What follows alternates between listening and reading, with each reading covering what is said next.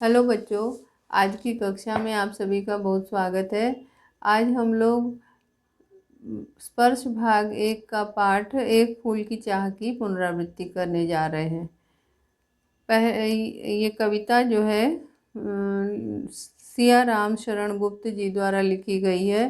भारतेंदु युग के महान साहित्यकारों में गांधीवादी विचारधारा से प्रभावित राष्ट्रकवि मैथिली शरण गुप्त के अनुज सिया राम शरण गुप्त का जन्म झांसी के निकट चिरगांव में सन 1895 में हुआ।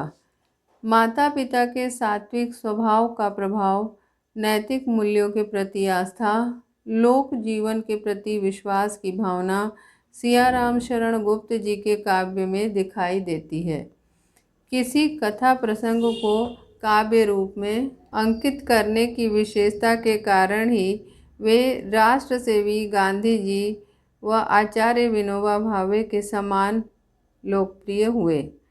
महात्मा गांधी ने स्वस्थ एवं स्वतंत्र भारत निर्माण के लिए जो प्रसंग उठाए, कवि सियाराम शरण गुप्त जी की लेखनी ने उन्हीं विचारों को बड़ी स्वच्छता, सुंदरता और कथात्मक स्वरूप देते हुए लोक जीवन तक पहुंचाया। उनके काव्य की पृष्ठभूमि में वर्तमान, अतीत और भविष्य के सुनहरे सपने संजोए गए हैं।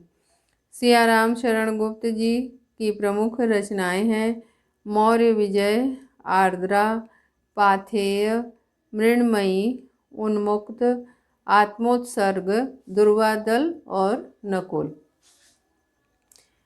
पाठ में सियाराम शरण गुप्त जी द्वारा एक फूल की चाह एक लंबी कविता के रूप में जो लिखी गई है, एक बड़ी ही मार्मिक है। इसमें एक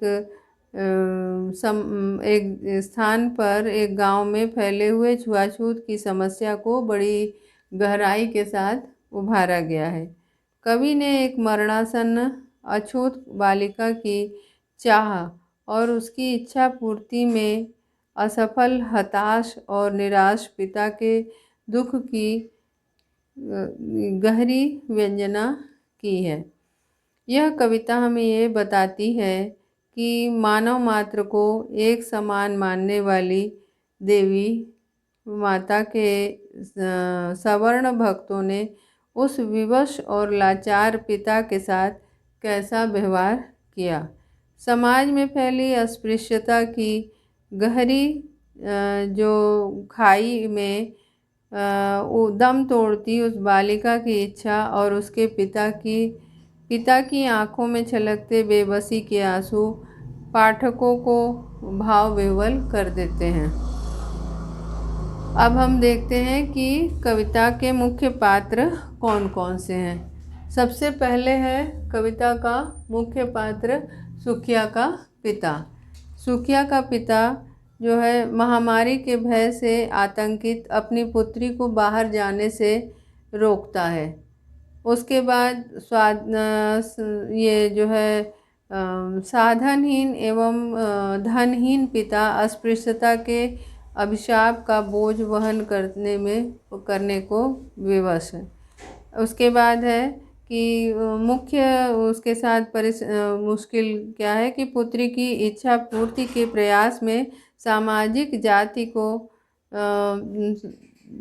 का विस्तृत जो जाति भेद की बात है उसको उसका विस्तृत रूप से इसमें उसके माध्यम से चित्रण किया गया है।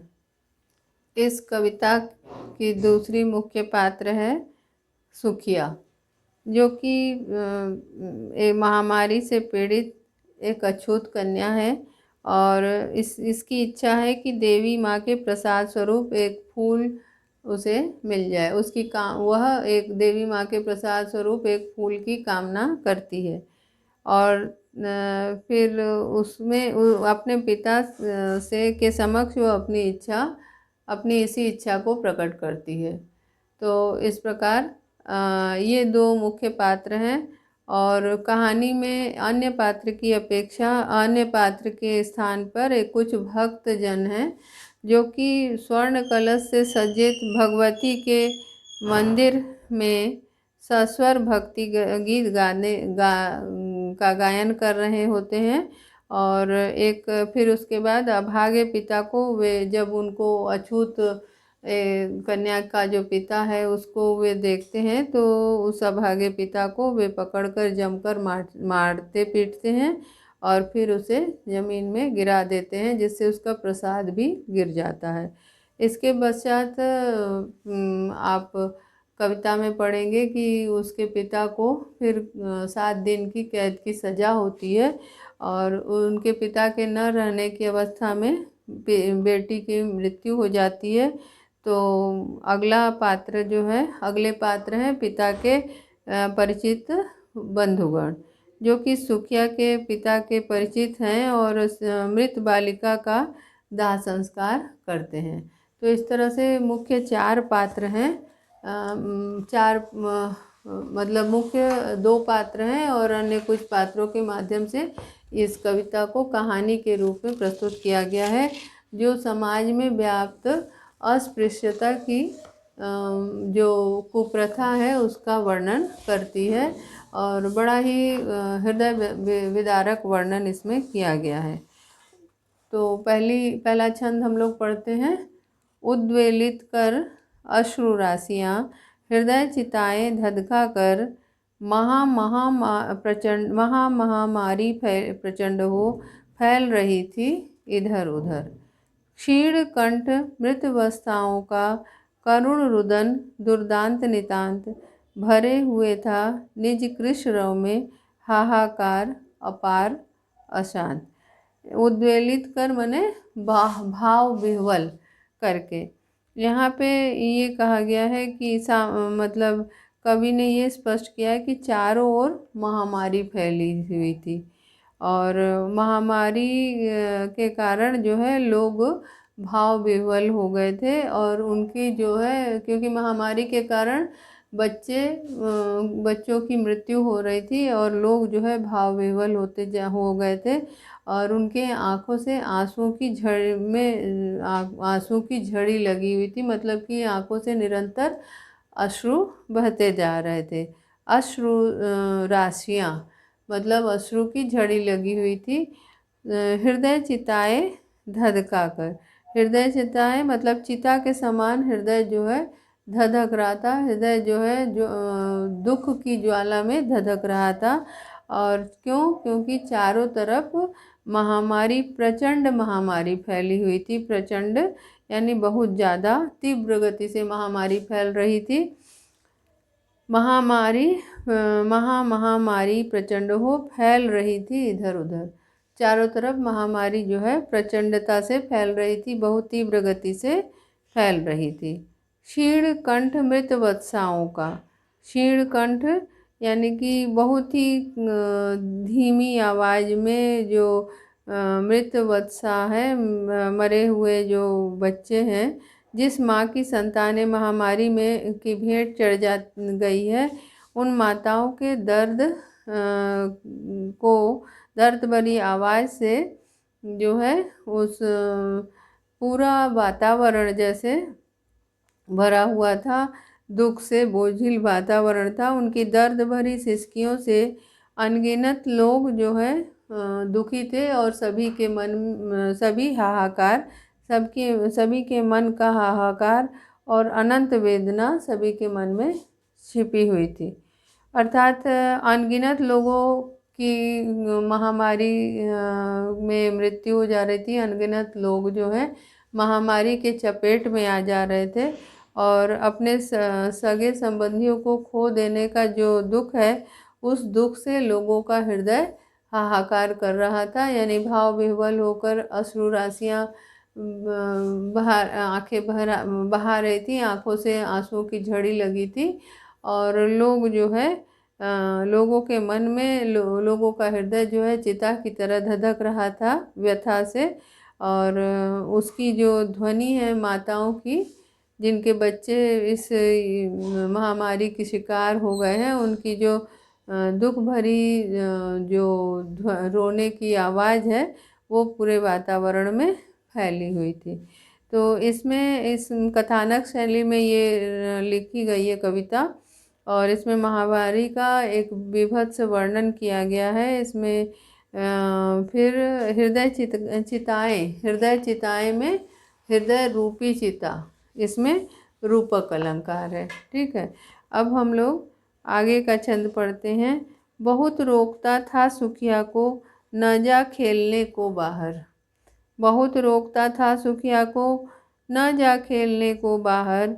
नहीं खेलना रुकता उसका, नहीं ठहरती वह पल भर।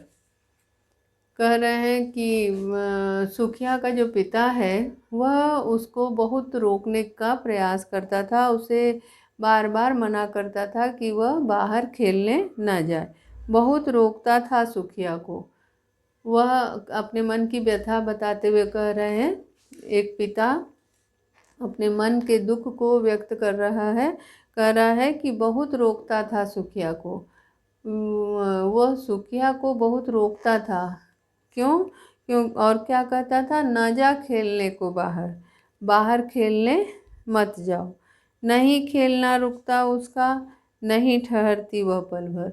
लेकिन उसका खेलना नहीं रुकता था और न ही वह पल भर ठहरती थी, यानी कि वह बच्ची जो है वो अत्यंत चंचल थी और वह पिता की बात नहीं मानती थी और बार बार वह बाहर चली जाती थी। उसका खेलना नहीं रुकता था। मेरा हृदय कांप उठता था, बाहर गई निहार उसे। यही मनाता था कि बचा लूं किसी भांति इस बार उसे। मेरा हृदय कांप उठता था, बाहर गई निहार उसे। कवि कह रहे हैं कि पिता जो है कहते हैं कि मेरा हृदय कांप उठता था। हृदय उनका क्या, दुख डर से कांप उठता था, क्योंकि बाहर गई निहार उसे। उसको बाहर जाता देख कर, निहारने का अर्थ क्या है? देखना। बाहर गई निहार उसे, उसको बाहर गया देखकर पिता का हृदय कांप उठता था। क्यों कांप उठता था? क्योंकि उसके पिता के मन में एक डर था कि कहीं उसकी बेटी इस महामारी का शिकार ना हो जाए। यही मनाता था कि बचा लूं किसी भांति इस बार उसे। और वे कहते हैं कि वे ये मनाते थे, ईश्वर से प्रार्थना करते थे कि किसी भांति, माने किसी तरह वे इस बार उसे बचा लें। पिता चाहता था कि वह इस बार उसे किसी तरह से बचा ले कि उसकी बेटी महामारी का शिकार ना हो जाए। हृदय कांप उठता था मतलब भयभीत हो जाता था। उसका पिता जो है, उसके पिता का हृदय डर जाता था। वो उस महामारी से मरने वाले बच्चों की दशा देख करके और समाज की दशा देख करके एकदम डरा हुआ था और इसी कारण उसका, वो कहता है कि मेरा हृदय कांप उठता था, माने उसका हृदय भयभीत हो जाता था। और बार बार वह ईश्वर से मनाता था कि हे ईश्वर, वह किसी भांति इस बार अपनी बेटी को बचा ले, माने वह महामारी की शिकार न हो। अब इस छंद में सामान्य रूप से इसमें ये है कि इसमें कुछ अलंकारों का, भाषा का, साहित्यिक खड़ी बोली है। खड़ी बोली की के शब्दों का प्रयोग किया गया है। मार्मिक वर्णन है बड़ा ही। और बहुत रोकता था सुखिया को, न जा खेलने को बाहर। नहीं खेलना रुकता उसका, नहीं ठहरती वह पल भर। अंतिम में जो र वर्ण की आवृत्ति हुई है यहाँ पे, पल भर और बाहर, इसमें अंत्यानुप्रास है और बड़ा तुकांत शब्दों का अच्छा प्रयोग किया गया है। अब हम लोग तीसरा छंद पढ़ते हैं। भीतर जो डर रहा छिपाए, भीतर जो डर रहा छिपाए, हाय वही बाहर आया। एक दिवस सुखिया के तन को ताप तप्त मैंने पाया। भीतर जो डर रहा छिपाए, पिता कहते हैं कि उनके मन में जो डर था, वो जिस डर को अपने मन में छिपाए हुए थे, जिस डर से वो डरे हुए थे, हाय वही बाहर आया। अफसोस उनको था कि वही एक दिन वह डर बाहर आ गया, उनके मन का जो वो भय है वो बाहर आ गया। एक दिवस सुखिया के तन को, एक दिवस सुखिया के तन को ताप तप्त मैंने पाया। एक दिवस मने एक दिन, सुखिया के तनु को, सुखिया के तनु यानी शरीर, एक दिन सुखिया के शरीर को ताप तप्त मैंने पाया। तनु मने शरीर, तनु का अर्थ है शरीर, और ताप तप्त शब्द है ताप तप्त। इसमें जो है त वर्ण की आवृत्ति हुई है, इसीलिए यहाँ पे अनुप्रास अलंकार है। त वर्ण की आवृत्ति होने के कारण आवृत्ति हुई है और अनुप्रास अलंकार है। ठीक है, अनुप्रास अलंकार। तो क्योंकि अनुप्रास अलंकार में क्या है कि एक ही वर्ण लगातार दो या दो से अधिक बार जब आता है तो अनुप्रास अलंकार होता है। तो कह रहे हैं कि एक दिवस सुखिया के तन को, एक दिन सुखिया के शरीर को ताप तप्त मैंने पाया। ताप से तपा हुआ, ताप माने गर्म, ठीक है, आँच गर्म की, ताप तप्त ज्वर से, ताप माने ज्वर होगा, ज्वर से तपता हुआ, तप्त जलते हुए, ज्वर से जलता हुआ मैंने पाया। पिता के मन में जो डर था कि बेटी कहीं इस महामारी का शिकार न हो जाए, बेटी बीमार न हो जाए, वही डर एक दिन बाहर आया और पिता ने देखा कि उसका शरीर, बेटी का शरीर जो है ताप से तप रहा है, यानी ज्वर से वह बुरी तरह से जल रहा है। ज्वर से विह्वल हो बोली वह, क्या जानूं किस डर से डर, मुझको देवी के प्रसाद का एक फूल ही दो लाकर। कह रहे हैं पिता कि ज्वर से विह्वल हो बोली वह। विह्वल का अर्थ क्या है? विह्वल मने व्याकुल, विह्वल मने व्याकुल या पीड़ित होकर के, बुखार से एकदम व्याकुल होकर के वह बोली, बेटी बोलती है अपने पिता से, क्या जानूं किस डर से डर। पिता कहते हैं पता नहीं किस डर से डरी हुई, क्यों डरी हुई थी बेटी, और वह जो है पिता से आग्रह करती है कि मुझको देवी के प्रसाद का, पता नहीं किस भय से भयभीत होकर के अपने पिता से कहती है कि पिता मुझे देवी माँ के मंदिर का प्रसाद के रूप में एक फूल ही लाकर दो। मुझको देवी के प्रसाद का एक फूल ही दो लाकर। कहती है कि हे पिता, मुझे देवी माँ के प्रसाद का एक फूल ही लाकर दो। भीतर जो उसके मन में डर था कि कहीं उसकी बेटी बीमार न हो जाए, महामारी का शिकार न हो जाए, एक दिन वही डर उसका सामने आता है, और क्योंकि वह अपनी बेटी के शरीर को ताप से तप्त पाता है, यानी बुखार से जलता हुआ पाता है। फिर आगे कह रहे हैं ज्वर से विह्वल हो बोली वह, ज्वर से व्याकुल होकर के वह बोलती है कि क्या जानूं। उसके पिता को कहते हैं कि उसके मन में पता नहीं कौन सा भय व्याप्त, किस डर से डरी हुई थी, और इस प्रकार वह एक दिन अपने पिता से कहती है कि मुझको देवी के प्रसाद का एक फूल ही दो लाकर।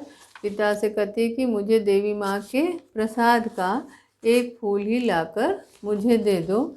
मतलब कि ऐसा प्रतीत होता है कि किसी डर से वह भयभीत थी, कोई डर उसके मन में समाया हुआ था, और इस प्रकार वह अपने पिता से कहती है कि मुझे देवी माँ के प्रसाद का एक फूल ही लाकर दो।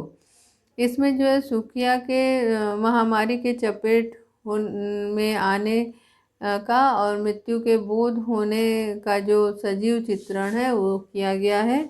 और खड़ी बोली का प्रयोग है इसमें, पूरे छंद में पूरे छंद की भाषा है खड़ी बोली।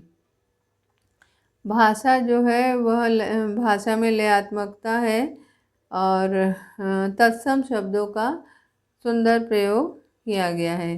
कवि ने घटना का अत्यंत सरल शब्दों में वर्णन किया है। अब आपसे कुछ प्रश्न पूछ रही हूँ, जैसे कि सुखिया ने अपने पिता से क्या लाने के लिए कहा। सुखिया ने अपने पिता से क्या लाने के लिए कहा। इसका उत्तर क्या है? इसका उत्तर है सुखिया ने अपने पिता से देवी माँ के प्रसाद का एक फूल लाने के लिए कहा। अगला छंद है इसमें कि जब सुखिया ने इसी छंद से अगला प्रश्न है कि जब सुखिया ने पिता से फूल लाने को कहा तब वो कैसी थी। उस समय वह डरी हुई थी। ठीक है, ना जाने किस डर से डर, आपने पढ़ा, कविता पढ़ी है आपने, तो उसका उत्तर होगा कि पता नहीं किस डर से डरी हुई थी और इसी का और डर के उसने अपने पिता से कहा कि एक देवी माँ के प्रसाद का एक फूल ही लाकर दो। अब इसमें किसके हृदय में भय छिपा हुआ था? इस प्रश्न का उत्तर है बेटी के हृदय में भय, पिता के हृदय में भय छिपा हुआ था। किस बात का भय छिपा हुआ था? इस बात का भय छिपा हुआ था कि उसकी बेटी कहीं महामारी का शिकार न हो जाए। एक दिवस पिता ने क्या पाया? एक दिवस पिता ने सुखिया के तन को, शरीर को ताप तप्त पाया। एक दिवस सुखिया के तन को पिता ने ताप से तप्त पाया, यानी बुखार से जलता हुआ पाया। सुखिया ने अपने पिता से क्या लाने के लिए कहा? सुखिया ने अपने पिता से देवी माँ के प्रसाद का एक फूल लाने के लिए कहा। जब सुखिया के पिता ने फूल लाने के लिए जब सुखिया ने पिता से फूल लाने के लिए कहा तब सुखिया की हालत कैसी थी? जब सुखिया ने पिता से फूल लाने के लिए कहा तब सुखिया का शरीर जो है बुखार से तप रहा था, उसे बहुत तेज बुखार आ गई थी। अब हम लोग अगला छंद पढ़ते हैं। क्रमशः कंठ क्षीण हो आया, शिथिल हुए अवयव सारे, बैठा था नव नव उपाय की, चिंता में मैं मन मारे। जान सका न प्रभात सजग से, हुई अलस कब दोपहरी, स्वर्ण घनों में कब रवि डूबा, कब आई संध्या गहरी। क्रमशः कंठ क्षीण हो आया। क्रमशः मतलब धीरे धीरे, क्रमानुसार उसका कंठ जो है क्षीण हो आया। क्षीण मने कमज़ोर, उसके गले की आवाज़ कमज़ोर होती गई, यानी कि क्षीण होती गई, यानी कि वो बीमारी से धीरे धीरे शारीरिक दृष्टि से कमज़ोर होती गई और धीरे धीरे उसके गले की आवाज़ भी क्षीण होती गई, कमज़ोर होती गई। शिथिल हुए अवयव सारे, और सारे अवयव मतलब शरीर के अंग प्रत्यंग। अवयव का अर्थ है अंग प्रत्यंग। अवयव का अर्थ है अंग प्रत्यंग। सारे अंग प्रत्यंग उसके शिथिल हो गए यानी कि ढीले पड़ गए, यानी कि उसके शरीर में अब ताकत नहीं थी। उसके सारे अंग प्रत्यंग शिथिल होते चले गए और बैठा था नव नव उपाय की, चिंता में मैं मन मारे। नव नव यानी नए यानी कि नए नए उपाय करने की का विचार आ रहा था। नए नए उपाय करने की चिंता में वह मन मारकर बैठा हुआ था। मतलब उसका कोई भी उपाय कारगर नहीं हो रहा था। मन ही मन वो नए नए उपाय सोच रहा था कि किसी भी तरह वह अपनी बेटी को स्वस्थ कर दे और किसी भी तरह उसकी बेटी ठीक हो जाए।